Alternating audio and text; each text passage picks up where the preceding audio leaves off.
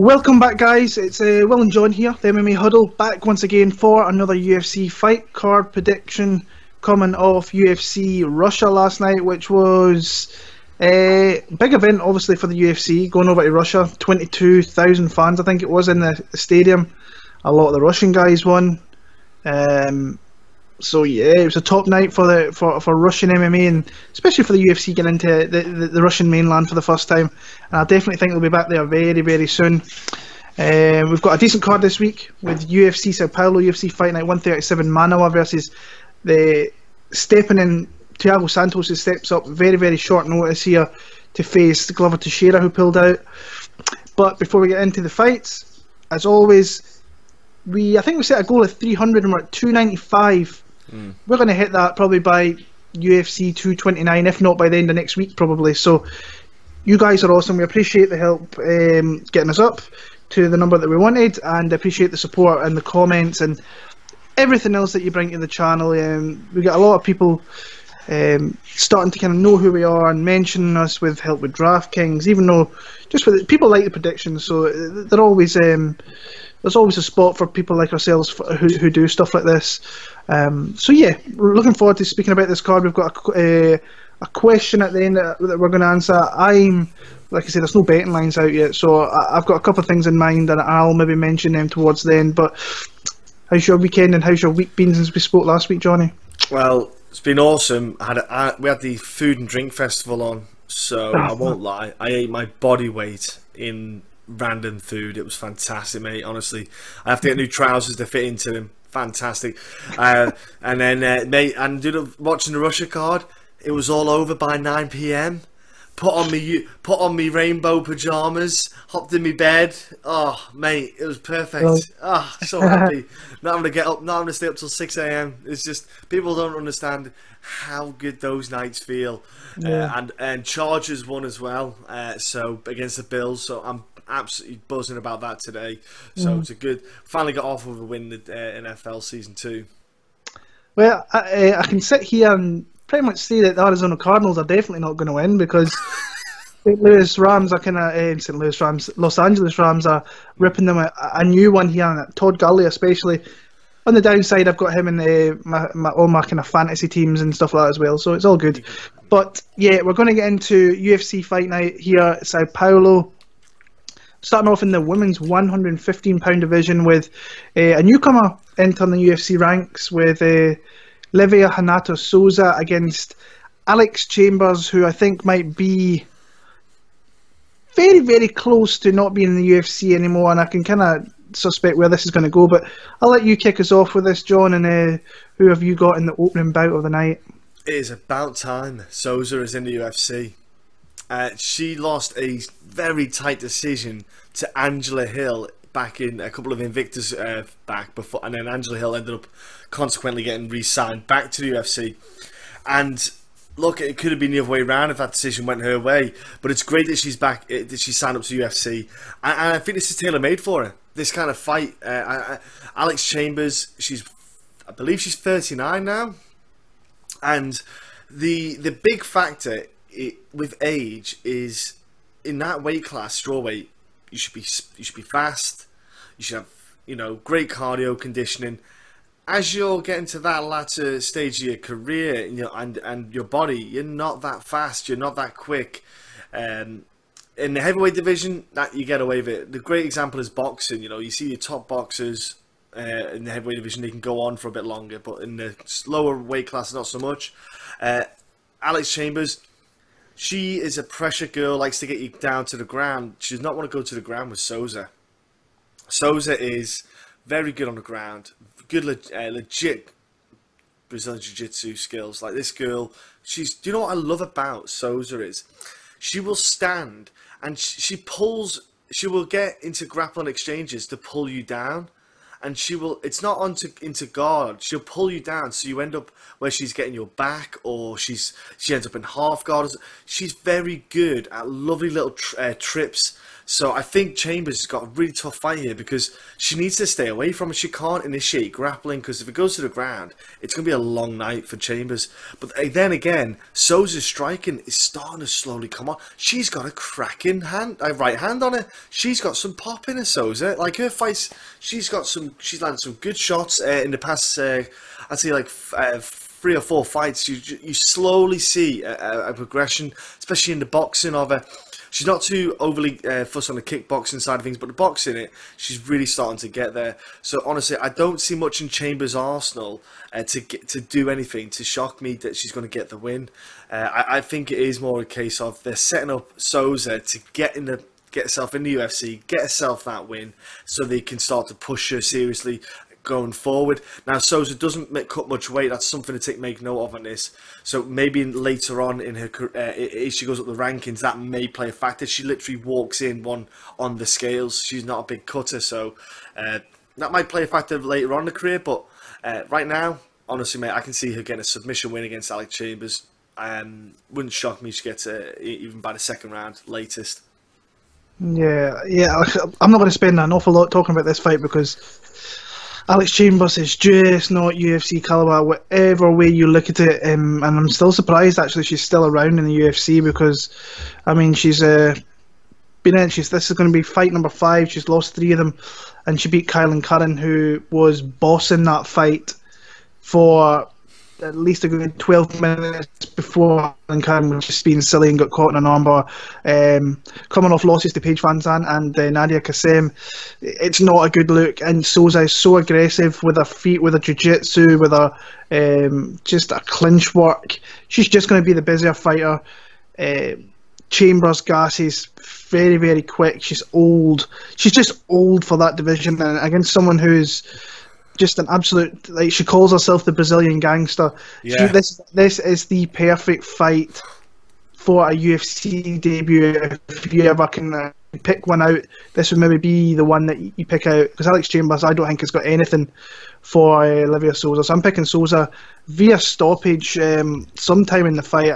I think it could be by TKO. I think it could very much well be by submission, but I think it's going to be a stoppage nonetheless there. So moving on, originally this fight was supposed to be Elizeu Zaleski dos Santos against Bilal Muhammad, and the fact that this was going to be the second fight of the night baffled me. Yeah, it thoroughly baffled me. But then Bilal had to pull out this week with an injury, and they've got a newcomer here in Luigi Vendramini, who is a newcomer. I'm going to start with Zaleski dos Santos. I love watching the guy fight. The guy just gives zero fucks, is there to throw down, likes to be in brawls, likes to be in scraps, and is starting to put it all together and beat some good opposition. Lyman Good went over there, I think it was to America, and it's just brutalised Lyman Good to the point where he was sat on the stool and he was like, I don't know whether I can continue on with this guy, and the coaches really had to push Lyman Good and say, look, come on, bite down, just get in there and try and tough it out. But Akhmadov, he beat Nakamura, who's crafty as anything. Max Griffin, who at the time, not the biggest win, but since then he's went on to beat Mike Perry, and it's definitely sharpened his skill set. And then last time out, Sean Strickland is not an easy guy to face. He's big, he's rangy, and he's a tough guy to fight. And I thought the Bilal fight was a really good matchup to be made. Now we move on to Vendramini here. This was a late one that's come in here, and I only seen his. I saw 2 fights actually. I saw his last fight in Astera, where he actually fought a guy with a winning record. You go back to his previous opponents, and not one of them's got a winning record. And he looks about 12-year-old as well, by the way, in some of the pictures that you see of him. But yeah, from what I've seen, I think he could do with at least another 2 and a bit years out in the regional scene to build what he already has. And I still don't think he could fight for the next 5 years, and I don't think he would still be ready for a guy like Elizeu Zaleski dos Santos. I think dos Santos is just too mean, too rugged, and is going to eat this kid up for breakfast. And then hopefully Zaleski gets the fights that he kind of deserves, because he is a I think he's one of those guys that still not many people know about, but he's a destroyer, and he's really tough, and he's a tough guy to face. So I'm going to pick Elizeu Zaleski dos Santos via knockout in the first round. Sorry. Yeah, I think he's going to go first round. Look, short notice. They probably couldn't find anyone. Luigi's a lightweight. He's taking it really short just to get in the UFC. People will probably do it anyway just to get into there. I wouldn't want to, because I think, look, I'm probably going to go 0-3, so I'd rather not go in and lose. I'd rather at least get in and win. But anyway, the kid, like I said, I've only seen a couple of minutes, literally a couple of minutes of him. There's nothing in there about him to write home about. There's nothing. He's too green, way too green against a guy in Dos Santos who is so goddamn exciting to watch. And I hope that this match is actually rebooked in the future, because I get the feeling that, like I say, I think Dos Santos is going to tear him apart. Get in the first round quickly, get out of the way. Belil, hopefully it's not too bad of an injury, and if he's okay, maybe stick them on to the MSG card. Be good promotion for Dos Santos, as well as Belil Muhammad. That he is, I think he believes Chicago, New York, somewhere that he's from. So, yeah, Chicago. Chicago. So I think that would be, I think that would work quite well, sticking him on there. But yeah, first round, Dos Santos, easy. Yeah. Yeah, I think pretty much. I think that was always going to be the prediction anyway. Who would you have picked if it was Belal? And I don't know. Honestly, I was. It's hard because Belil's got a really surprisingly good grappling side as well. Like I always underestimate Belal. I don't know how to do it. Love the dude, yeah. But so like I say, you cannot not like Zaleski dos Santos. So it was a really, really tough fight to pick. Moving on, the last hurrah for Thales Leites as he makes his last ever appearance here against Hector Lombard. How do you see it going?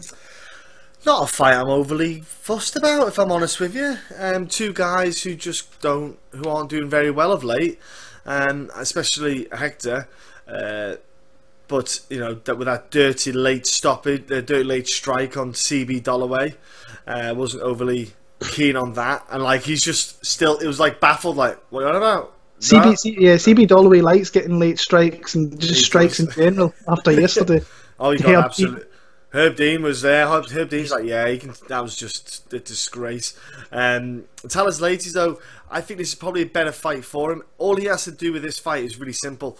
Hector Lombard is so easily beatable. Okay, Hector Lombard just hits with a burst and a flurry, but he's easy to pick apart. You just have to go in with 1 or 2 strikes, no more. Don't stay in that range.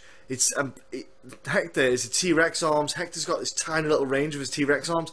All Thales Leites has to do, Thales got good leg kicks. Implement your leg kicks, especially the calves. Couple of punches, like just straight punches, 1-2s. That is it. Get out of the way. Kind of like what he did with Bisping, best way to put it, is like what Thales Leites did with Bisping, do it on Hector, and he will have a 3-round field day of just picking away at Hector. Hector will be punching thin air, getting tired, and getting frustrated. Getting Hector to the ground is a bit of a tough challenge because he's so stout, he's so short, with a very good centre of gravity, and obviously his judoka background. It's awkward. Now, if it goes to the ground, obviously I'd probably favour Thales Leites because he as much as Hector's good, he can muscle himself out and get back up again. So I'm going to pick Thales Leites. Part's a little bit sentimental. Last hurrah, I'd like him to get it, and Hector might hang it up because he's 40 now, I believe Hector is. So, you know, even though Hector looks good for 40, I'd still say I'd like Thales Leites, 3-round decision, playing it safe, pick apart, and get away and get out there. Yeah, I've kind of went a little bit back and forth on this. I'm one of these guys, when I hear that fighters are retiring and they've let you know they're retiring, that's a kind of red flag for me because their head's already thinking ahead of what they're doing outside their fighting careers, and that's a big kind of red flag to me.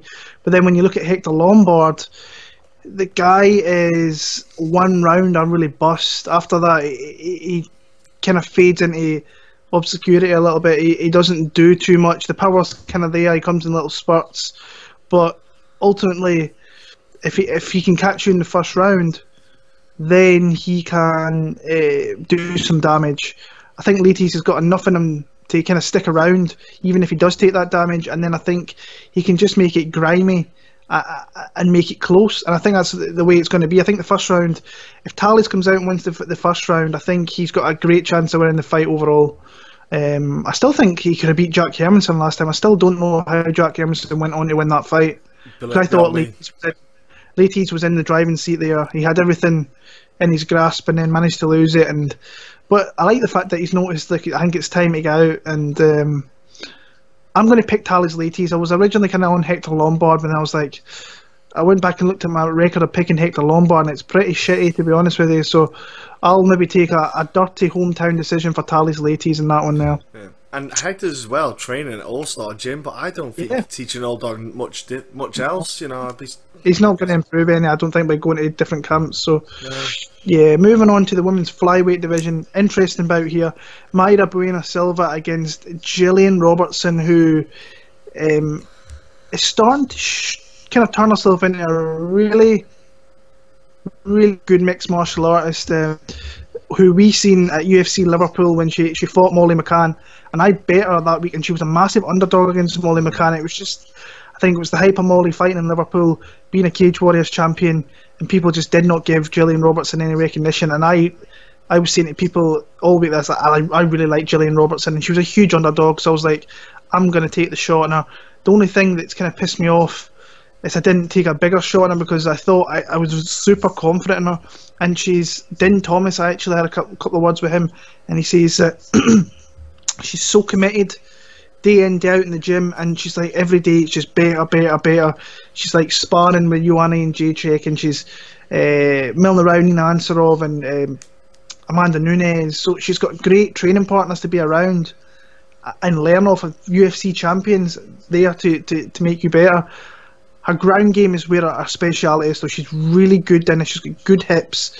I think she's starting to establish her kind of wrestling and her kind of takedowns, because she realises she is very, very good in the ground. Striking, I still think, is something that needs to be improved, because you cannot be...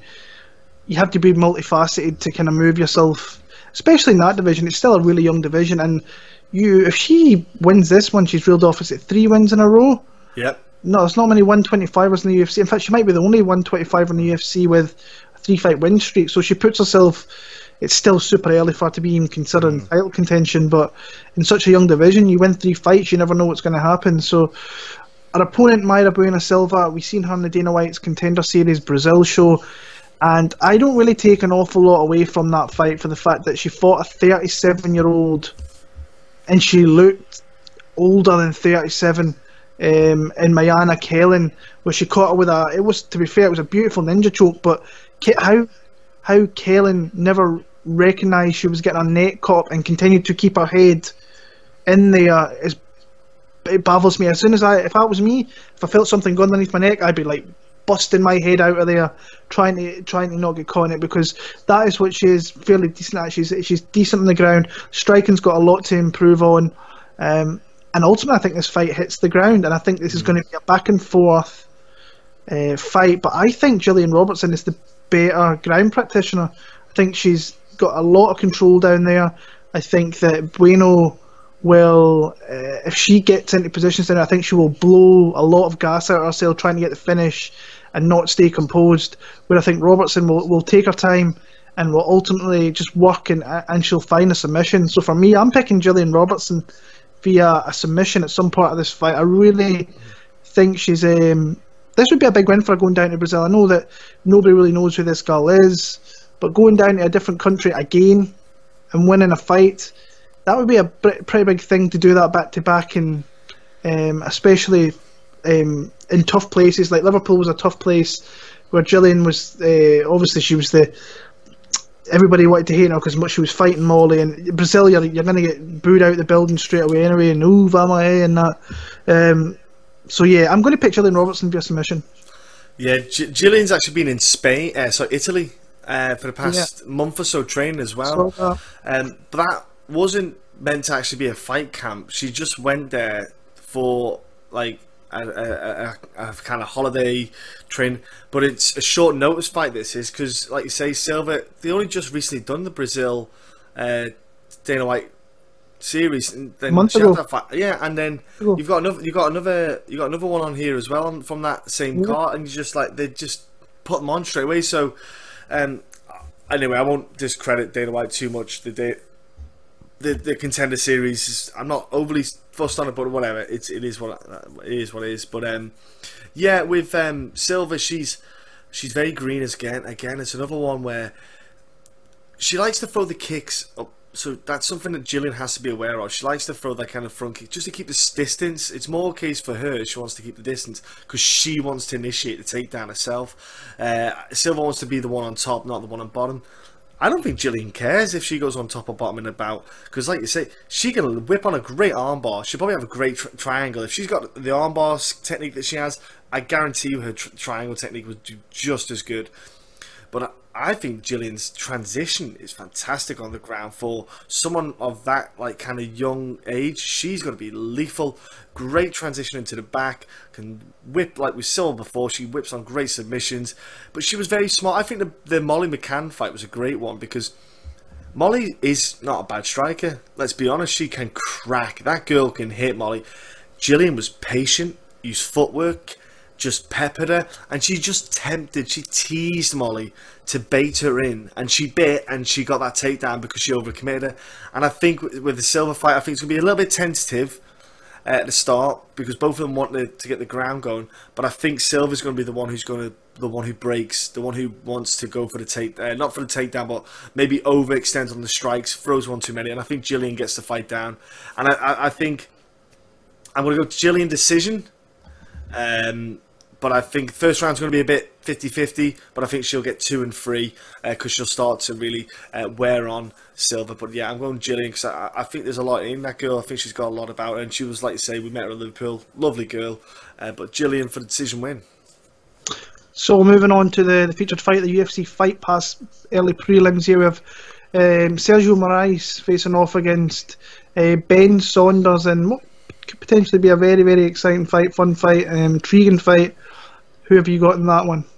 Well, I kind of wrote Ben Saunders off against. I thought he should have retired a little last time. I'm still almost in that mindset of where I'm like, man, he's got to be like one away, like one big spark away. Man, Moraes is. I like watching Moraes fight. I'll put my hands up. The dude is fun to watch. He will throw strikes all day long, different variations, cool, funky kicks. He'll throw nice combination. The dude can take a crack. Moraes will take a hit. I know he got stopped by Usman, but if you take away that, Moraes was killing it. Like Moraes really is a really good fighter. On the ground, Moraes, I believe, is a really good grappler in the gi competitions. Outside of MMA in grappling, so. Even though Ben Saunders is a 10th planet guy and he is a good grappler, he is really tough in the sense that he's got long limbs, which is a nightmare for anyone. But I'm going to go with Moraes on this because I keep betting against Saunders, but I'm going to stick to it. He's definitely not going to win this one. I just think Moraes is going to tag Saunders, and Saunders does not take getting hit too well at all. And I think Moraes is quick. He's definitely quicker. I think he's got pop in his hands. And I think he's just going to catch Saunders in Brazil as well. You know, the home crowd going, that energy Moraes is going to have. He's going to just thrive off it. And I think he's going to catch Ben Saunders. I'm going to go late first round, early second round stoppage for Mr. Moraes. Yeah, I think it's a really, really good match for him. He's fighting at home. He's a boy from Sao Paulo, the Panther. And I just think that I was winning into this one. I thought, right, beforehand I really liked Sergio Moraes, and I went into where does Ben Saunders hurt him. I think when it goes to the ground, we all know that Saunders he's kind of tricky, and you have to be careful with the rubber guard and so on. He can find something. He's got big long legs, and he's awkward to fight against when it goes to the ground. But when you got someone like Sergio Moraes, who's a 3rd-degree black belt, I just don't know where. I don't think he catches them with anything down there. When it comes to the feet, he leaves his chin in there. His defense is not great. I think he has a decent clinch because he has those big knees. He can bring them straight up the middle. He can hit you with elbows. But I think that someone like Moraes is just too crafty for something like that right now, and he's not gonna get caught in situations like that. You look at Moraes' record in the UFC as well. I mean, he's only really lost two decent guys. His last loss was to Kamaru Usman, where he got knocked out. That was pretty vicious, actually. But Cesar Ferreira, that was his only other loss, and he's got a draw in there against Giagos. But Neil Magny, that's a great win. Akhmedov, I think, is a solid win. Davy Hamels, I think, is a good win. Tim Means, I thought Tim Means was a little bit unlucky in that one, if I'm being honest with you. It was a good scrap, though. Yeah, I enjoyed that. That was a really fun scrap to watch. Fight. Yeah, it was. I struggle to see the path to victory for Ben Saunders, so ultimately I'm going to take Sergio Moraes. I think he could knock him out, actually. I think he could stop him. Sometimes his output is not overly great, Sergio Moraes. I think he sits on the back foot a little bit too much. So hopefully here he is aggressive, and because he's got opportunities to take this guy out on the mat and on the feet, I think. So for me, I'm going to pick Sergio Moraes. I'm going to pick him via knockout in round number 2 there. Moving on to the prelims here in the heavyweight division with another debuting fighter from Dana White's Brazil Contender Series. We've got Augusto Sakai against Chase Sherman, and I think it's myself, isn't it? Yeah. And another heavyweight brought into the UFC. I watched his fight from the Contender Series last night, I think it was, and his opponent was a 36-year-old, 5-0, 215-pound heavyweight. 212 pounds. 212 pounds, I stand corrected. So basically, as a middleweight, is what I'm trying to say, Will. The guy could probably, if he was the cut weight, he'd be a middleweight. So, and I'm surprised he got a contract out of it, if I'm being honest with you. I didn't think it was a great performance. His opponent was not good. Through spinning back fist and was just wasting so much energy, and was just not in, like, he was, Sakai was throwing head kicks and he was just running with his head looking behind and not getting caught, and he offered absolutely nothing in that fight. And Sakai's the guy I knew about. I think if you've watched the sport long enough, you know that he was in Bellator, fought a very, very close split against Czech Congo. Not in the greatest fight you'll ever see in the world, but went into Bellator and won a couple of fights. I think it was 3 or 4 fights he actually won there. And he's just he'll be a solid heavyweight. I don't think he'll ever be ranked. But saying that, all you need is a couple of wins in that division and you're close to being ranked. So this, I think, is a good fight for the simple fact that Chase Sherman gets hit too much. I think he could get it to the ground. Sherman's not the easiest guy to get there, but if you can catch him with a solid shot, you can put down Chase Sherman.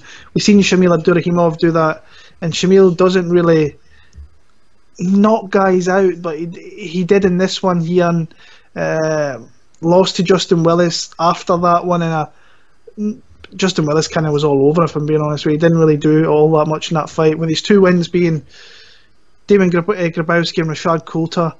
2 guys who are just not good heavyweights. When I look at that, I was like, can Augusto Sakai, would he beat Rashad Coulter? Yes. Would he beat Damon Grabowski? Yes.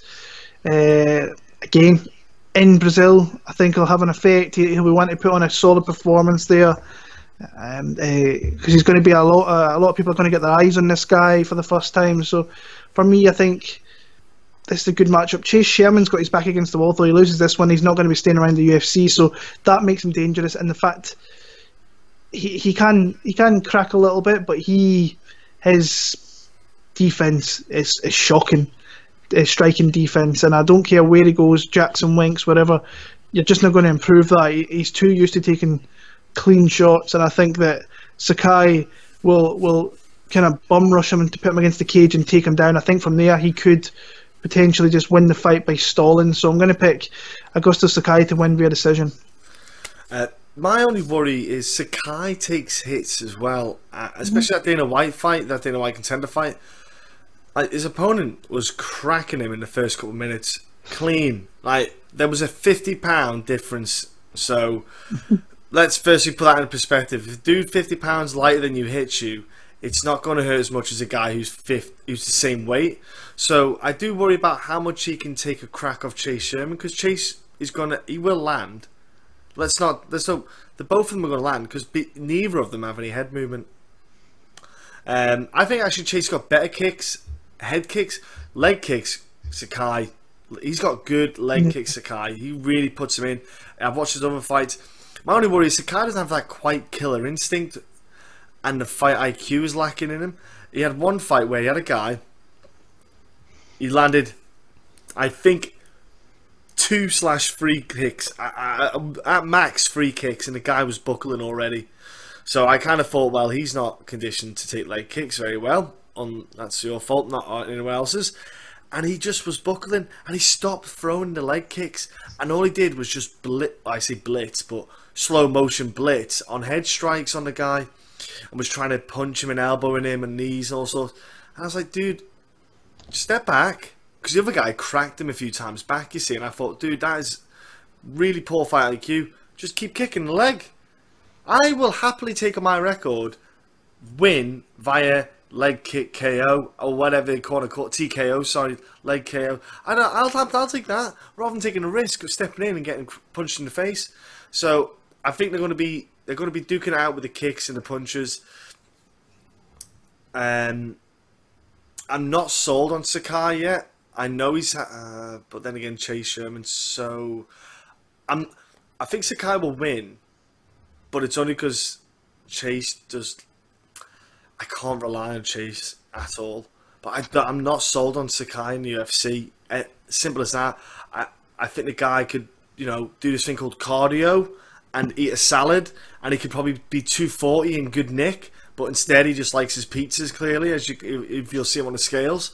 But yeah, I think that I'm not super sold on Sakai. I think there's a lot in his game that I haven't seen sharpen up yet, and I'm still worried that he didn't show it in the Dana White Contender Series.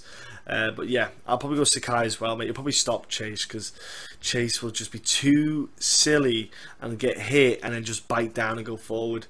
But yeah, that's I'll go with Sakai, but TKO at some point. So staying in the kind of land of the big boys, we've got a former heavyweight who drops down to light heavyweight for the first time here, and Luis Henrique against Ryan Spann here. And yeah, how do you see it going? I'm super excited for Ryan being in the UFC. Dude is a fun guy to watch, right? If you haven't watched him before, he was on the regional scene, LFA. It was on, I believe. Yeah, it was LFA. But yeah, Luis Henrique, he's 244. He's going down to 205. He hasn't got a neck. If you ever seen a picture of him, folks, this dude is thick set. So I am super curious to see how he looks at 205. I want to see him hit 205 or 206, but because that dude's going to pack a punch. He is going to be a tough dude to fight. But the thing is, he was meant to fight Mark Godbeer at heavyweight, and now Mark's actually going down to 205 as well. So I immediately want to see them two fight each other at 205.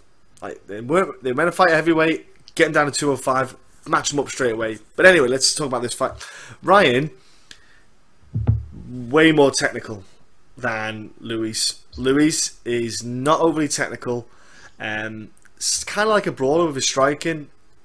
And if you're standing close enough to him, he will hit. But the thing is, he moves forward while he's striking, but his timing is off with his striking and his pace. He moves too fast for his punches, so then he ends up clinching, ends up clashing with the person, rather than striking and having a steady pace going forward, so that you're always landing the strikes and it's never closing the distance, so that you're not able to land strikes. So that's one thing that he's going to fall short on here, because Ryan has got the legs, he's for the kicks and the punches, straight punches. But Ryan's really good at catching people with guillotines. Really good at catching people with guillotines. Luis, I reckon, will try to shoot in for a takedown and get this fight to the ground and want to be on top of him. I legit see Ryan catching him with a guillotine and choking him out. Ryan is slick as with this submission. Honestly, guillotine is his thing. He's had rear naked choke finishes a lot. Watch out. Ryan is going to finish this with a rear naked choke. Luis is going to go in like a bull in a china shop, just swinging, shooting for a double leg, and I think Ryan's going to catch him with a guillotine here. But yeah, going to be honestly, Ryan is an exciting prospect to watch for the UFC light heavyweight division. Super happy he's in there. Yeah, I'm looking forward to seeing Luis Henrique down there, because I always thought he was a blown up heavyweight When I seen him, I looked at him, I thought, you don't belong in that division. If you put a bit of equipment, you pretty solid 205er, pretty hefty 205er, and I've went on, followed him on Instagram and just kind of kept an eye on him over the last few months. And he looks in great shape. It looks like he really fits into that 205 division. But like I say, that doesn't really define what your skills are going to get better by moving down that division. So I think it's going to be the same old Luis Enrique. He's going to barrel forward, throw wild haymaker strikes to get in close and clinch. And then from there, he has to be careful. Someone like Spann has to be expecting that. He really does. And if he can establish underhooks and maybe move him around, he could potentially hit him with knees, elbows, which we've seen in the past. Chokes is something he's open to. But we have seen him knocked out by elbows and stuff like that as well. Not that Luis Enrique is kind of known for any of that, but he's more a kind of spoiler fighter who looks to initiate the kind of a swinging brawl where he can get his hands and get against the cage and work for takedowns through there. And that's something he's did decently, but anytime he's faced, you look at his wins in the UFC, Christian Colombo, terrible. Dmitry Smolyakov, terrible. So not good fighters. And the people that he's fought, I mean, Tybura solid. Ngannou caught him with just a big punch. That was a howitzer of an uppercut, actually thinking about it now. Arjun Bula, he should never have lost to someone like Arjun Bula, in my opinion. To be fair, Bula is the better grappler, and it showed in that one here. And this one, I'm going to go with the Brazilian boy here. I think he's going to evade the strikes from Ryan Spann, has to be super careful. And that grinding style, if he can establish that and keep it going, now moving down to 205, I'm hopeful that his gas tank and his conditioning is a lot better and he can keep that pace up.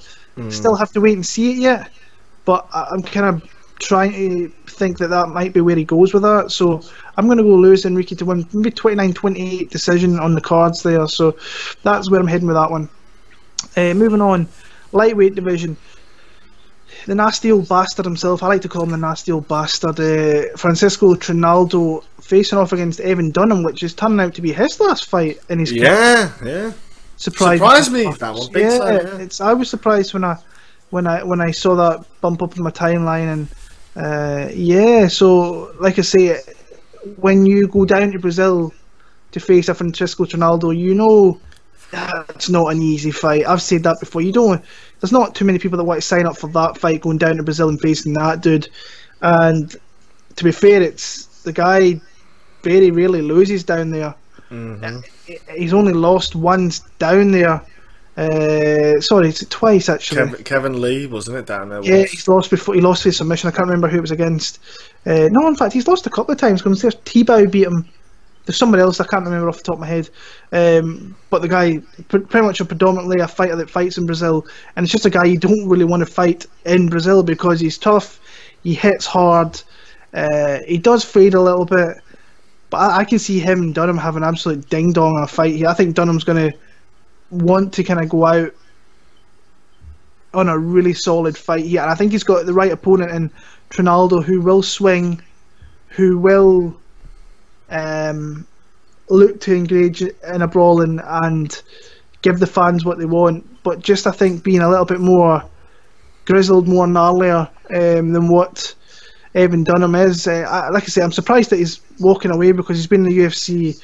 How long has that guy been in the UFC for? Jeez, gotta be 10 years. 2010, I want to say 2009. Nearly 10, yeah. Yeah, he's faced some good guys. He's lost to some good guys. He's beat a couple of decent guys. And we watched him in Glasgow against Ross Pearson, didn't we? Yeah, that was a great performance because he baited Pearson into a brawl and then used takedowns perfectly when Pearson was moving forward. Here, I think these two are going to stand and bang.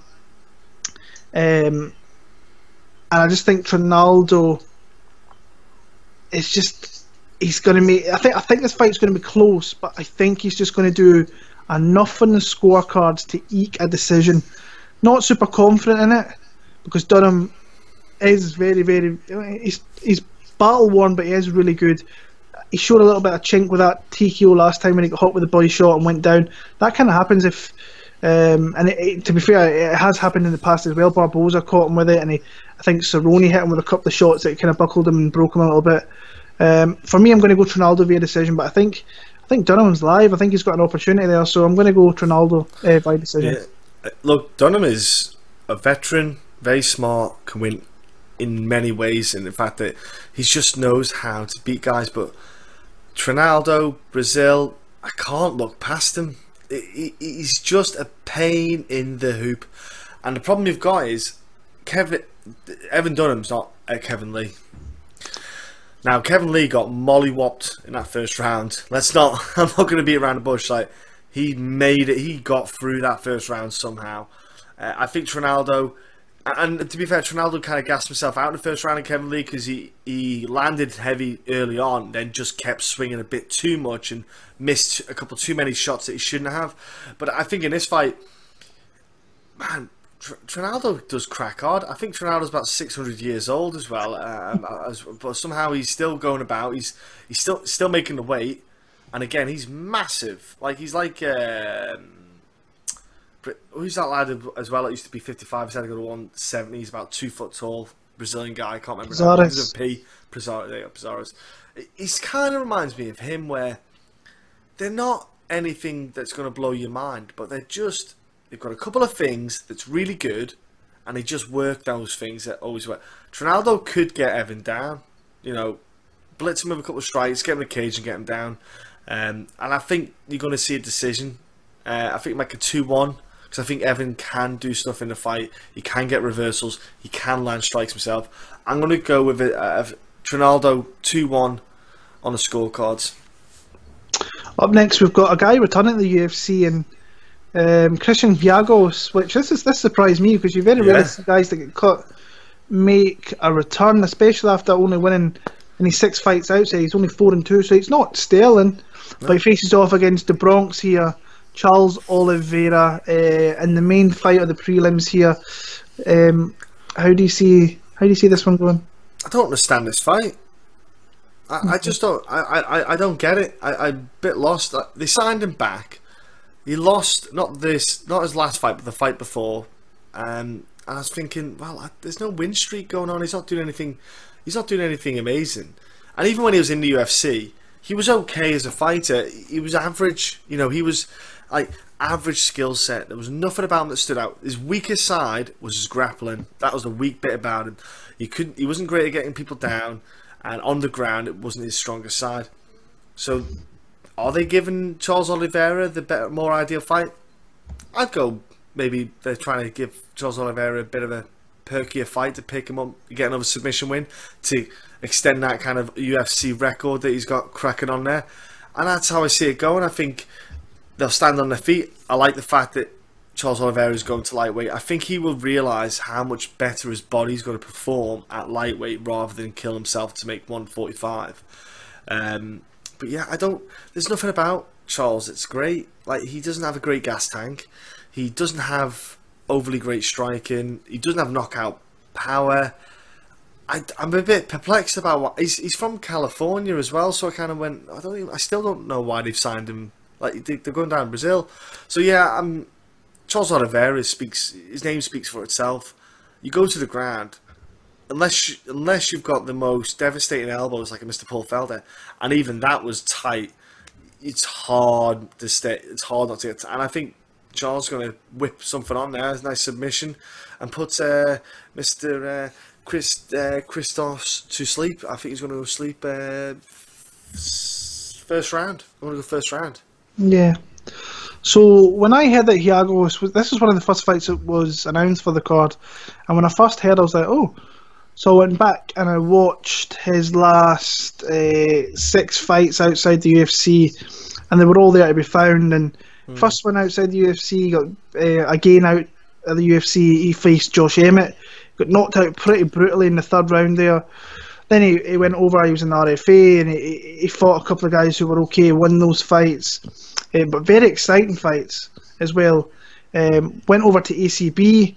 Fought there his last 3 times. Alexander Pimentel lost to Shamil Nikiev, and then beat Herderson Batista via a decision. But all 6 of those fights were very, very entertaining, win or loss. They were good fights, and I think that's maybe why he caught the eye of the UFC again. You know, you can bring him in here and put him in some exciting fights with some potential opponents. But this one, it's like Charles Oliveira should really be fighting better opposition than Christos Giagos, in my opinion. I'm never too sure with Oliveira, because you know he's got the absolute. When he puts it all together, the guy is dangerous.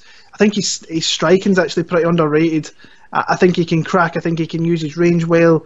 But ultimately, his bread and butter is his jiu-jitsu game and his grip control. If you put your head in the wrong space, he's gonna find a way to tap you out. I think Giagos is going to come barreling forward. They're going to engage, and he's going to find a guillotine or have an opportunity to take this guy down. And from there, I think we're going to see I think it was the Gilbert Burns fight, I remember, where it was just light years ahead of what Giagos is. And that's something that wins. Giagos has lost a few times via submission. If not, Oliveira, I think, can tough it out. But for me, I think Oliveira's going to catch him with submission and put him to sleep there. So I'm going to go with the Bronx via probably maybe a first round guillotine choke or a rear naked choke. I think he finds a way to get him out of there pretty sharpish, if I'm being honest there. So moving on to the main card now, it's a 5-fight main card, which is a little weird. And it's starting off in the it's a Fox card, isn't it? That's why. It is. I don't think I'll be watching the main card because it is on super late. I think it's even later this week for some reason. I read that somewhere. So I'll be recording, watching the next day. But we're starting the women's strawweight division with Randa Markos against Marina Rodriguez. Interesting fight. They put this on the main card as well, where you've got, let's say, Trinaldo and Dunham, which I think could be fireworks. Oliveira, a kind of name in the UFC and so on. So they put this on here whether they maybe see something Marina Rodriguez facing against Markos. Let's be honest with it, she is a gatekeeper for that division, and our record kind of states that 8-6. She's fought tough girls, don't get me wrong. She's one of those. I'm actually looking at her record now. And literally since 2014, it's went loss, win, loss, win, loss, win, loss, win, loss, win, loss. She's due a win. And honestly, I think she could potentially get it here. I don't see an awful lot out of Marina Rodriguez that overly impresses me outside her 11-0 record. I think she's solid. She's not a young girl. She's like 31, 32 years old. She fought in Dana White's show against Maria Oliveira, who was a bit younger. I didn't think, honestly, she shouldn't have been in that fight because Oliveira was coming off a loss as well. So I thought they could have matched her up with someone with a win. And ultimately, she got knocked out in the first round via strikes, pretty convincingly. But again, she's been fighting. Her last 2 fights before that was the same girl who's got a 500 record. Amanda Torres, 7-4, 10-2. She's fighting girls with winnable records, but some with really bad records as well. She's solid, to say the least. I think that's what she kind of brings to the table. But I also think that Randa Markos, although she loses fights, she never really loses convincingly, and is always in the fight. I mean, she's winning a decision with Kovalkiewicz, Jessica Penney, Justine Kish, Grasso, which ultimately she could have won, Esparza, which she did win. So she's been in there with definitely the far better calibre of opposition. And it's just, this to me has another one of those very close split decisions written all over it. And it could go either way. I think Randa Markos is due one of those, honestly. I think she's had a couple of bad ones in her career. I think it's all about who can establish quick and win that first round. I see this being super close. I really don't want anything to do with this fight in betting and DraftKings. I don't see it being high scoring. I see it being super close. I see it being super sloppy. So I'm going to go Randa Markos. I think she's going to be the underdog. Don't get me wrong in this fight. I've got a funny feeling she'll be the betting underdog.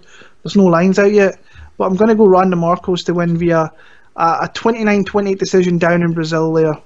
She'd have to be an underdog, wouldn't she, with that record as well? You would think so. You'd have to, wouldn't she? Maybe the UFC must see something in this Rodriguez to match her up with Markos and put her on the main card as well. So I don't ultimately see it, but yeah. And do you want to switch your camera off, mate, and switch back on again? It's just done a slight adjustment. It's Skype. It's a pain in the hoop, people. It does it.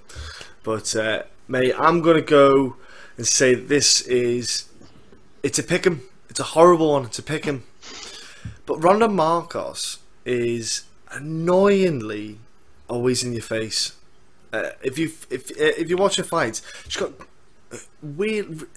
She's like a poor person's Dominic Cruz, because she tries to do funky footwork, moving around and switching angles, but it works because it puts the opponents off all the time.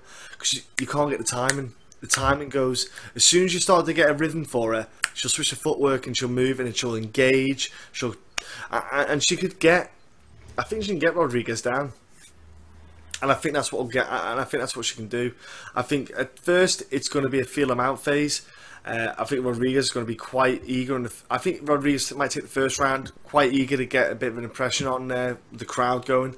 But I think Markos will start maybe at the end of the first to get the timings, get the understanding, and then take it on from there. I'm going to decision as well for Markos, but I'm not overly keen on it. It's a horrible one to pick, but Markos is just annoyingly in your. She can eke out wins. She's not amazing, folks. And to be fair, if she wasn't in the UFC, I wouldn't miss her. And she's just an awkward gatekeeper, like you said, mate. She's just, yeah. I think it's a horrible one for Rodriguez to get for a first bout. But yeah, decision for Markos, mate. So we're moving on to the main card now. We've got we're on the main card. Sorry, I keep forgetting this is only 5 fights. But we move on to the bantamweight division with Renan Barão, the former champion, facing off against a newcomer. Shows you how far down the pecking order he's failed as he faces off against the former CES bantamweight champion in Andre Ewell. How do you see this one going? Man, I like Andre Ewell as a fighter, ladies and gentlemen, on the regional scene. Kind of like your Ryan Spann, like exciting guys. I'm a bit confused that they got both of these guys fighting on this card in Brazil. I would have thought you would have had them fight on cards close to their hometown, or maybe somewhere around in the States. But anyway, they're setting both these guys up on their debuts across the waters. They'll be, so it's interesting to see how they'll handle that going overseas, like Andre going overseas. But Andre's look, he's got a good chin, he can take a crack. He's got good hands, good combinations. And he's actually good on the ground. But then again, Barão is good actually everywhere, let's be honest. Let's not forget who Renan Barão is. It's like, Renan Barão to me is Jose Aldo, in a sense that I know they train together and they're friends together, but people just forget who they are.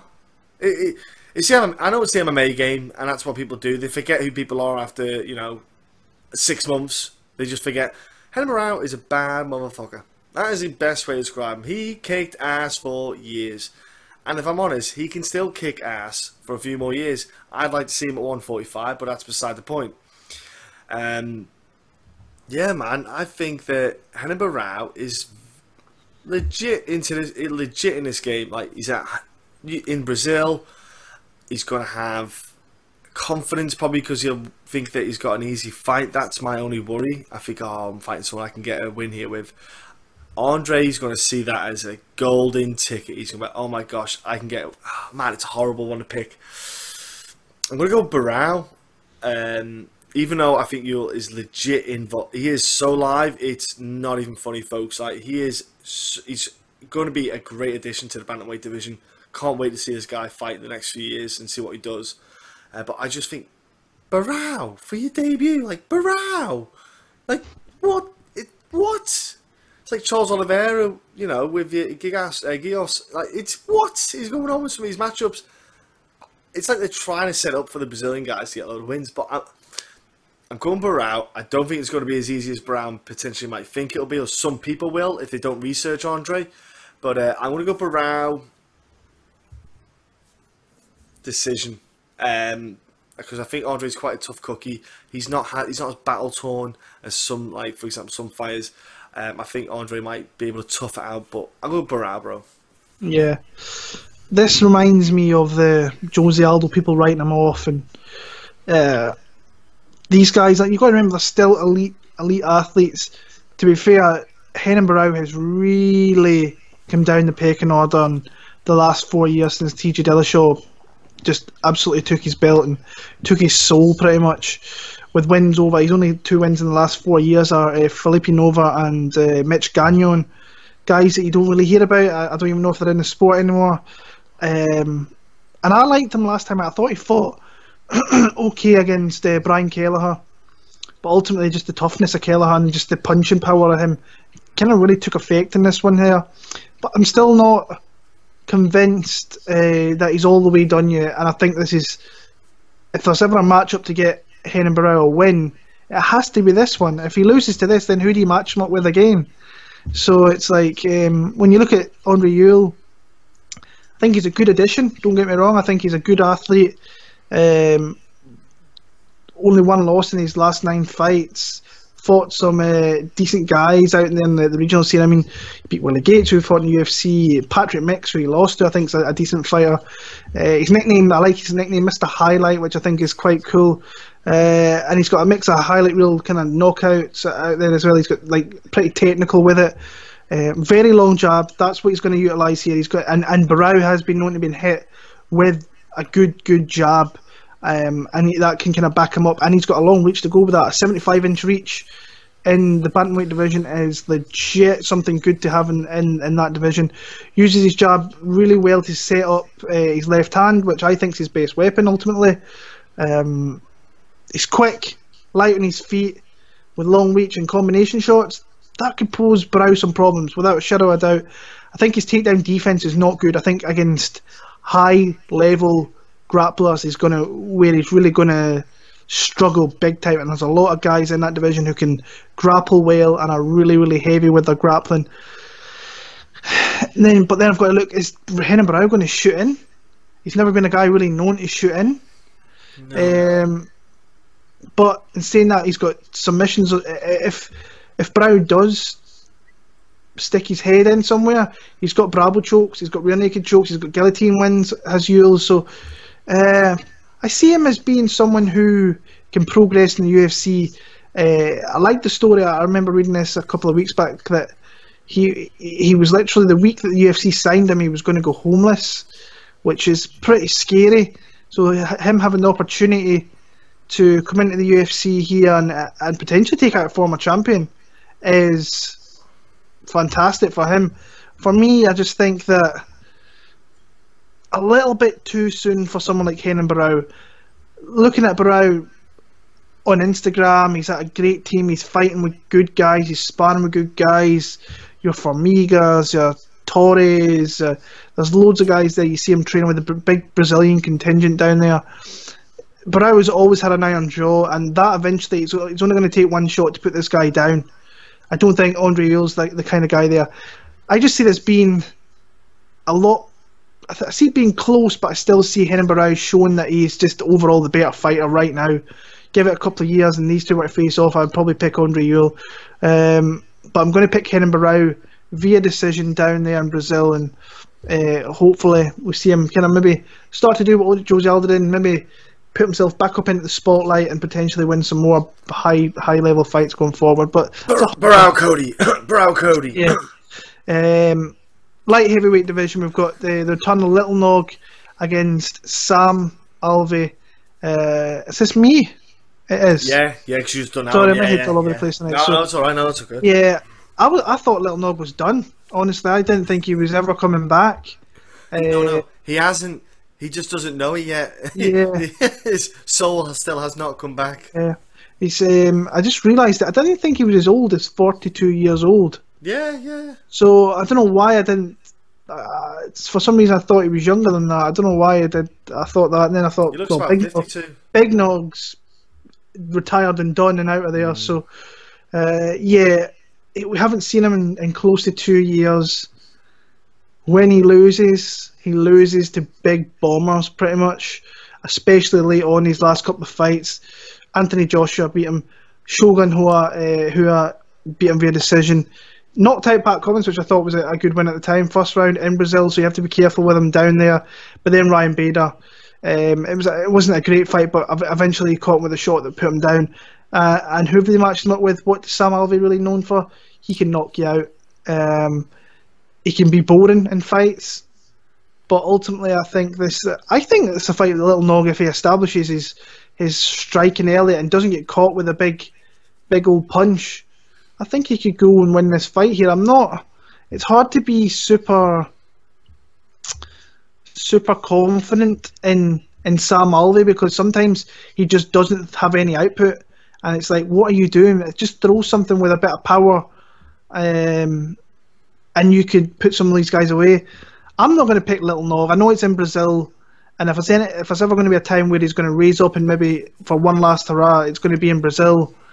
But I feel so grimy picking Sam Alvey because Alvey can just do nothing and like lose a stupid decision. Like, why the fuck did you do that? So I'm going to pick Sam Alvey. I think if he's going to win, I think he has to knock Little Nog out. So maybe Nog gets a little bit too aggressive, has that chin in the air, and there's a shot there for Sam Alvey to put him down. So I'm going to go Smiling Sam via knockout. I think it's boring up until the actual knockout. I think the knockout could be spectacular, but I think the fight could be pretty bad. So I'm going to go Sam Alvey, early third round, TKO for him there. It's a horrible fight to pick, in it. It's just a horrible fight in general, isn't it? Yeah. Little Nog, like Sam Alvey at 205, way better fit for him. He'll feel up. His takedown defense, he's got good takedown defense. That's Dan Henderson there with that stuff. But like you say, he's a counter striker, so I think this is actually going to fall into his hands. You know, like you say, Nogueira's got those kind of standard good boxing. And I think though that counter left hook from Alvey's just going to be there for him. You know, I think he's going to counter Nogueira and drop him. I just don't think Nogueira's chin's got better, especially getting older. 2 years out, what are you doing those 2 years, mate? You know, how hard have you been training? How hard have you been sparring? You know, your body was already pretty damaged, pretty broken over the years. Yeah, I've got not much to say other than Sam Alvey cracking Nogueira, putting him away, because Sam Alvey's got a pretty good chin, let's be honest. Like, that dude can take a crack, and I think Sam can take a way better hit than Nogueira. So if they do duke it out and they stand there and just bite down a gum shield, there's only one man who's left standing, that's Mr. Alvey. He's going to be a big cheese smile. So I'm going to go second round. I think Alvey will get the timings in the first, and then that's when he'll counter in the second and get something in there. Okay, moving on. Co-main event. The cowboy, as I call him, the Brazilian cowboy. We have Alex Oliveira. I love watching this guy. I think he's got a really tough fight here actually in Carlo Pedersoli Jr., a guy that we know pretty well over here from Europe. Cage Warriors, UFC Liverpool, fought Brad Scott. Yeah, I think it's a good fight, and I think there's a good opportunity. This could be really close actually. How do you see it going? I love this fight. I think it's going to be absolutely fantastic. It's going to be wild. It's going to be fireworks. It's going to be two dudes swinging. They're going to be, and technically it's going to be good as well though. Like, Carlo is good technically. Like, he showed in the Brad Scott fight, you know, didn't phase. He just overwhelmed Scott. Like, just really overwhelmed him with his output. He's got good cardio, good conditioning, can take crack. The Dalby fight as well really showed that as what he's all about. Charles Oliveira, yeah, like you said, Will, he's just a game guy. So you know what you get when you sign him up. You know he's going to be straight in your face, win or lose. He's up for it. Man, I think Alex Oliveira should win, but I kind of don't want to write Carlo off. There's something about him that he just has something that I think will catch people off guard. I think people kind of just he's the kind of guy who's right under the radar. Like, this fight, big step up in my opinion for Carlo.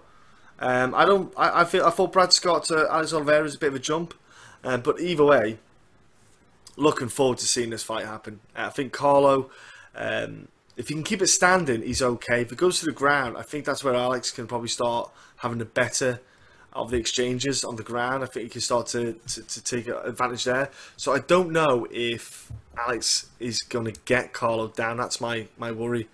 I'm gonna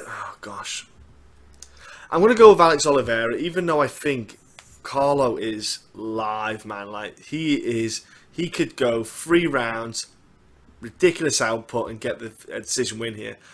I just think Alex might get it down to the ground. That's where I think after the exchange for a bit, Alex will get that clinch down, get it to the ground, and just start to maybe get those points, like get that round under the belt. But I think we're gonna get fight of the night, decision win, Alex Oliveira. But the pair of them will look like they've been beaten up by a sock filled with snooker balls. You know what I'm saying? They're gonna have battered faces, but it's gonna be a great battle. I said earlier on that none of the betting lines were out for this card. They've been out for the last 10 minutes. I'm just having a look at them right now. So some interesting lines. We'll go over some of them towards the end there. But like I say, really good co-main event. Big step up in opponent from Brad Scott to Alex Cowboy Oliveira. I like Cowboy. He's never in many bad fights. He's always super entertaining to watch, whether it's striking, whether it's grappling.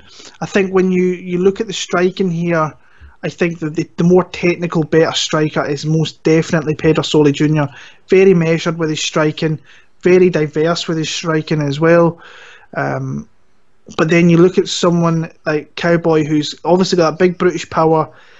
The one thing that really scares me for Pedersoli here is just the pressure that Cowboy Oliveira can put on fighters, and that's where I think he might struggle in this one. I think that Pedersoli is going to be trying to keep it on the feet and just be really technical, but eventually I think he's going to get backed up against the cage, and Cowboy's just going to muscle him down to the ground, and that's where I think he could spend the majority of the fight. Now, if his get-up game is good and he can get back and establish again, then he's got an opportunity to win this fight. I struggle to see him winning this fight due to the pressure of Cowboy. But Cowboy sometimes he looks great. Other times, I thought in the first Tim Means fight, that was a no contest. I thought he looked terrible in that fight. Yeah. But then the next fight he came out, he looked fantastic against Tim Means. Knocked out Ryan LaFleur. Had a fight of the year contender with Yancy Medeiros. Then he submitted Carlos Condit pretty easily, honestly, back earlier on in the year. Pressure's the big thing that kind of sits out for me here, and I just think it's going to be a bit too much. I think Pedersoli could get stopped, actually. I think if he gets him to the ground and establishes his strength and just his blanketing, not letting him move, I think he could potentially find a finish. So I'm going to go ballsy. I'm going to go for a finish. I think that Pedersoli is good enough to maybe get a decision, make it close, but I just see Oliveira maybe big brothering him here and welcome kind of to the UFC, because Brad Scott, no harm to Brad Scott, he's I think at his tail end of his kind of career. This is a big step up from him to Alex Oliveira. So yeah, I'm going to go Alex Oliveira be a sub there, and we're on to the main event here. This is going to be a banger. This is going to be a good fight for however long it lasts, because I don't see any grappling in this fight, even though Thiago Santos last time showed it against Kevin Holland. We have the poster boy Jimmy Manoa flying all the way over to Brazil against Thiago Santos here, who's moving up to 205, coming in here on short notice after fighting at UFC 228 in LA, I want to say a month ago. And yeah, there's not really much to kind of look into here, because both guys are swingers and they're big bombers, and it doesn't take much to really, especially in Manoa's case, if you can catch him clean, you can put him down. Santos has shown he's got a little bit more durability when it comes to the strikes. I was going to say there, maybe Thiago Santos might want to use his grappling. I just don't see it. I think he did that with Kevin Holland, because it was a fight that was put together very short notice, and he kind of, to be fair, I mean, he kind of big brothered Kevin Holland down there as well. Holland was talking all types of shit and saying stuff, and Thiago Santos did what he had to do there. I thought he could have stopped the fight, actually. This fight's just going to be who gets off first, in my opinion. I think the guy with the more technical striker, it's definitely Jimmy Manoa when he puts it together, I think. But then you've got Santos, who I think has got that light heavyweight power. He just had it at middleweight, and Jimmy Manoa has been put down with strikes that, I mean, Volkan fight, he got put down. He's been put down before. Jan Blachowicz put him in his arse a couple of times, and he's not really known for having humongous power. But then it's KO or kind of bust for him, I think, because when it goes to decision, he doesn't really fare too well in that. Rumble obviously knocked him out as well. For me, I think Thiago Santos is the bigger hitter. I think he's got more, when it comes to more weapons, he's got kicks. Manoa, I don't think, has kicks. He showed earlier on in his UFC career, he kind of had that, where he finished a load of fights with kind of weird injuries and leg injuries, I mean to say. But I think that Jimmy Manoa's definitely on the tail end of his career. I think that Thiago Santos will want this a little bit more. I don't think, I've seen some posts saying Jimmy Manoa, saying that, and read-ups saying that he didn't really want to make the flight out to Brazil after Teixeira pulled out. Didn't really want this fight, and I can see why he didn't really want the fight. But yeah, I'm going to go Thiago Santos to win via a knockout. I just think he's going to be quicker. I think he's got more. I think he's got more kind of levels to his striking than what Jimmy has. He's going to have to wind up his shots, which kind of worry me because Jimmy could counter strike and put him down. But I think that Jimmy's got just a little bit more to kind of look out for with leg kicks, with body kicks that can come up high with high kicks. Just kicks altogether, and I followed up with massive punches as well. I'm going to go Thiago Santos, first, second round, TKO victory there. Yeah, Thiago Santos was looking to come up to light heavyweight anyway. Yeah. I remember, so it's an earlier unexpected presentation of him at light heavyweight, but I was super stoked when he said that, because I was like, that dude is huge at 185. And the idea of him coming to 205 is welcome addition. Like you said, mate, he packs a punch. I think I think it'll improve his conditioning. Because you saw it at 185. If it did go a little bit longer, he did start to flag down a lot. Because and that would be obviously a big factor. Would be the weight size, the weight cutting. So I think at 205 that will help his conditioning tenfold. I think he might be able to actually have a bit more of an output going in the fights. And if that's the case, Jimmy's not a big output guy. Carl Kingsbury fight, he did it because Carl wasn't fighting back enough. Carl wasn't fighting the right way. That's going back. That's going back a while. But like you said, mate, Jimmy has had a few knockouts recently. He's starting to get chinny.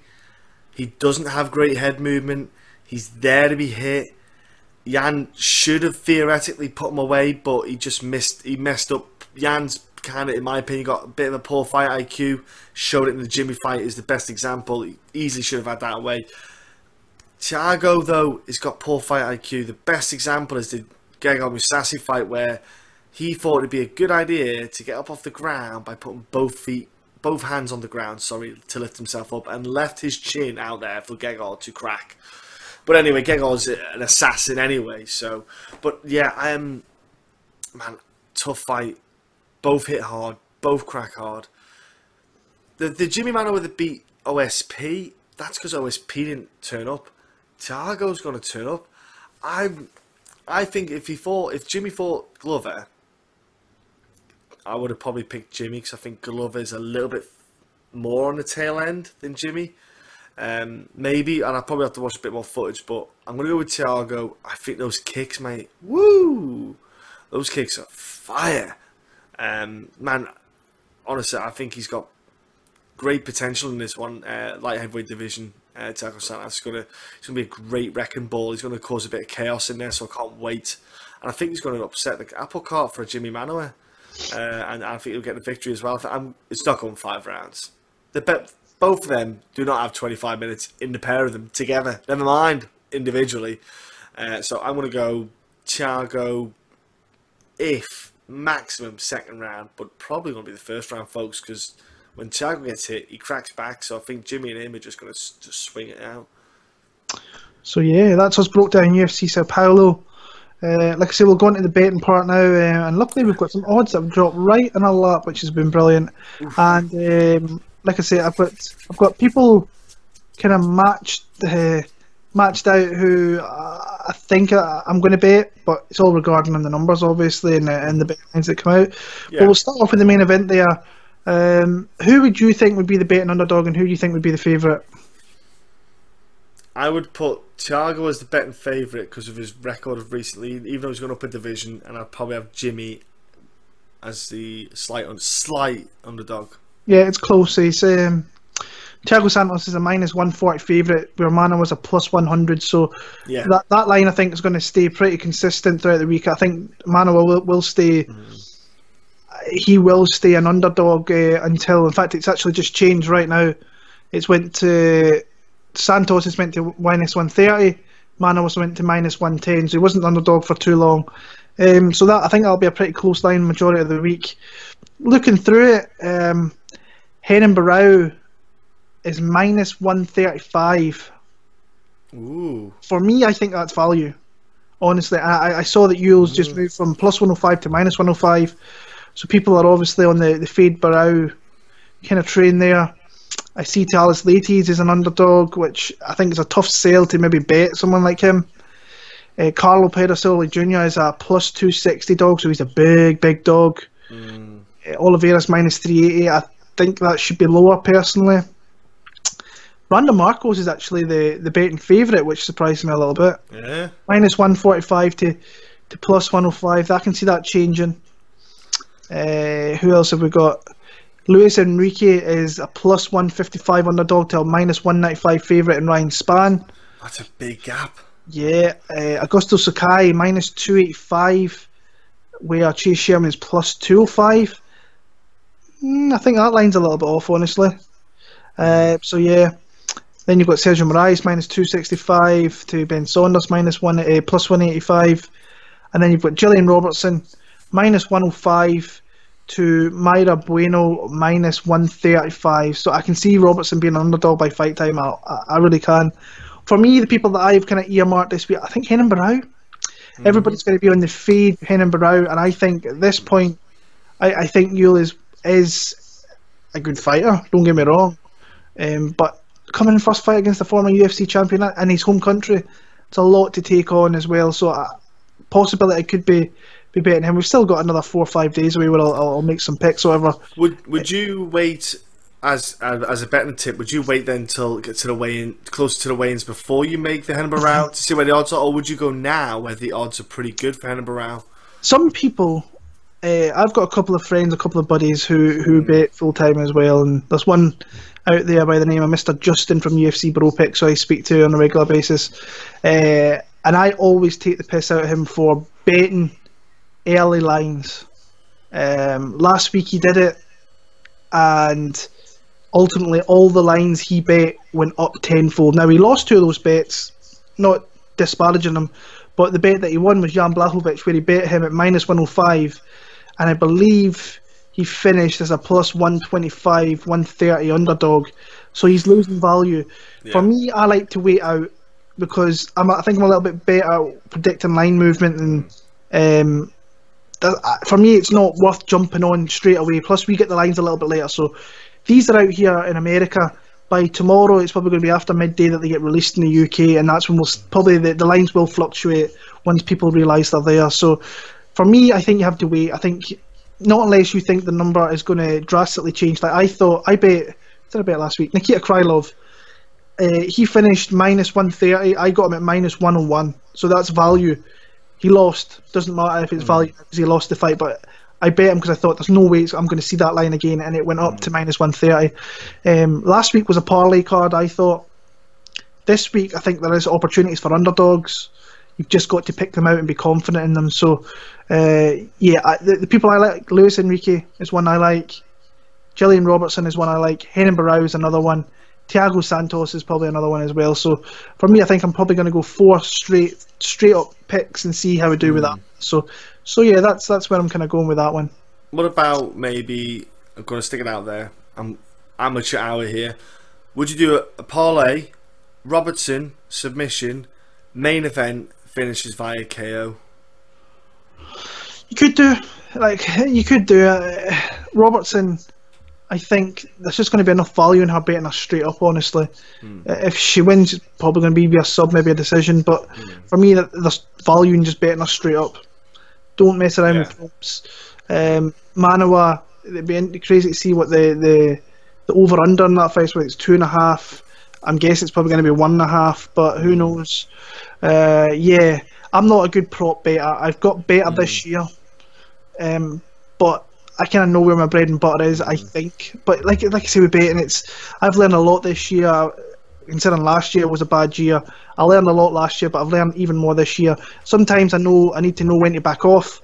Last week with Mark Hunt was something I jumped on once the numbers started coming down, and ultimately that gave me a losing week. So I've got to get better at that. But for me, it looks like there's a lot of playable fights here, and it would be interesting to see what the lines are come Friday, Saturday night when the weigh-ins. Weigh-ins are obviously a big indicator. If somebody likes what they see, they're going to bet, and then the numbers start to fluctuate a little bit. So yeah, that's kind of who I'm looking at. I'm looking at kind of straight up bets in the meantime. So yeah, got a question. You want to fire up and see what we've got? We do. We got it from our boy Jimmy the Drunk. Okay, his Twitter handle is at Paroli Proud. P-A-R-O-L-E-E Proud. Okay, so his question is November the 3rd, which is Madison Square Garden card, ladies and gentlemen. We'll be here soon. There is still no main event booked. What's your prediction? Will there be no title fight? If you think there will be a title fight, who will it be? Dillashaw, Cejudo, T. Wood, or Colby?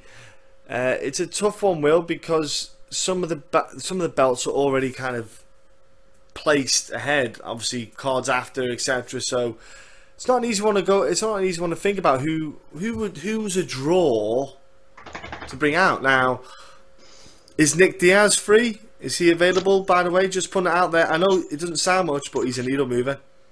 He's a needle mover. I'm not saying title fight, but I'm just saying stick him on that card. I don't know. I've never really got into the Diaz hype. I like watching them fight, but I've never been one for the Diaz hype. Nick's not been around for the longest time, so no.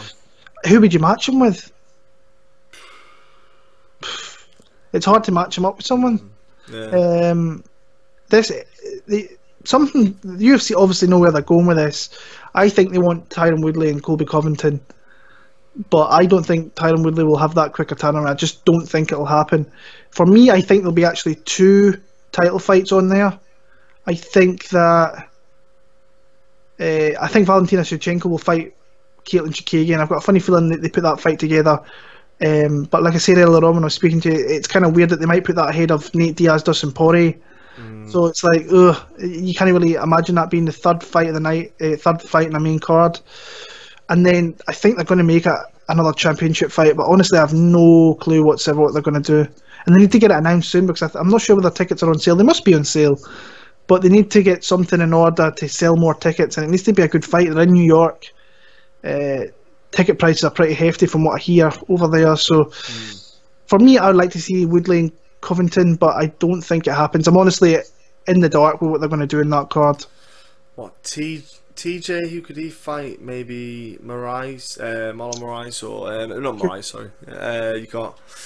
You could fight. Who else could you do?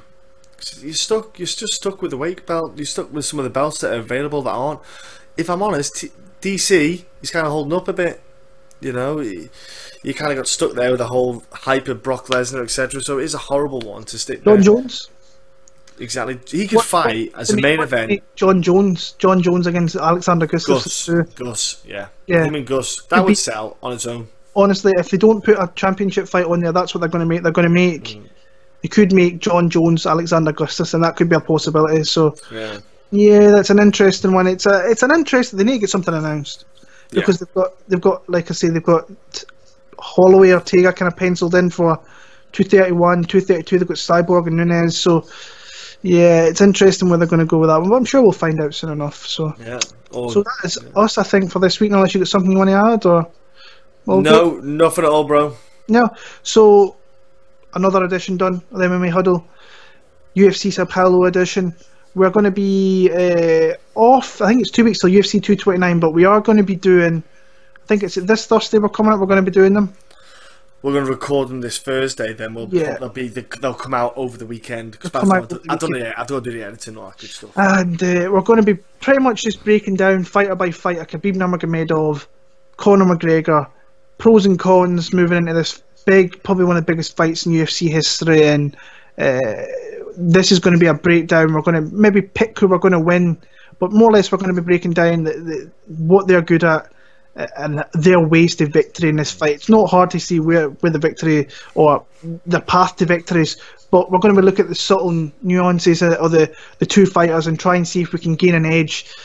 It's going to be hard, but it's going to be interesting talking about two of the greatest fighters we have in the UFC today. So the Conor and Khabib edition, that will be out over next weekend. Like I say, it's 2 weeks, 3 weeks actually, from yesterday till Conor Khabib October 6th. And that's going to be a blockbuster, our fight. And then what we'll probably do, depending whether we make our pick on the show next week, we're going to be breaking down the whole card anyway, regarding the rest of the main card, the prelims and the Fight Pass prelims, the interesting fights. So get subscribing, get us over 300 by then, and then we'll maybe set a wee goal towards the end of the year. I think we're pretty happy with the 300, and we'll see where we end up the year. But leave your comments in the drop-down box. You can listen to us across all platforms. We're on Instagram, Twitter, Facebook, iTunes, Stitcher. I don't know where we are. We're just everywhere. YouTube is pretty much. You can just get us liking on there, and just get liking and rating us and whatever else you need to do. But as always, just thank you for the support and thank you for listening. It's always amazing having you guys listen. Until the shows next weekend, until UFC. Well, where are we after this? By the way, 229. 229. Oh, yes, 229. We'll see you all very soon. Keep an eye out for those breakdowns next week, and thank you very much. All the best, and enjoy UFC Sao Paulo.